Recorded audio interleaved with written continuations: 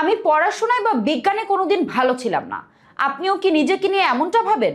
যদি ভেবে থাকেন তবে জেনে রাখুন আপনাকে এতদিন একটি মিথ্যা বিশ্বাস করানো হয়েছে। বিজ্ঞানে দুর্বল হওয়া মানে এই নয় যে আপনার বুদ্ধি কম। এর আসল মানে হলো আপনাকে হয়তো কখনো সঠিক এবং আকর্ষণীয় পদ্ধতিতে বিজ্ঞান শেখানোই হয়নি। বিজ্ঞান কোনো কঠিন সূত্র বা মুখস্থ করার বিষয় নয়। বিজ্ঞান হলো মনের ভেতর লুকিয়ে থাকা কৌতূহলের ভাষা। আপনি যখনই কোনো কিছু দেখে প্রশ্ন করেন কেন এমন হলো, ঠিক তখনই আপনি একজন বিজ্ঞানের মতো চিন্তা করতে শুরু করেন।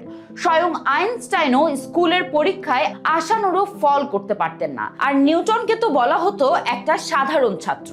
আপনি যে আজ এই ভিডিওটি দেখছেন এটাই প্রমাণ করে যে আপনার ভেতরে জানার তীব্র আগ্রহ আছে, আর এই কৌতূহলই হলো পৃথিবীর সব বড় বড় আবিষ্কারের মূল ভিত্তি। আপনার চেনা যে বন্ধুটি নিজেকে বিজ্ঞান বা পড়াশোনায় দুর্বল মনে করে তাকে অনুপ্রেরণা দিতে ভিডিওটি এক্ষুনি শেয়ার করুন, আর নিজের কৌতূহলকে বাঁচিয়ে রাখতে চ্যানেলটি সাবস্ক্রাইব করুন।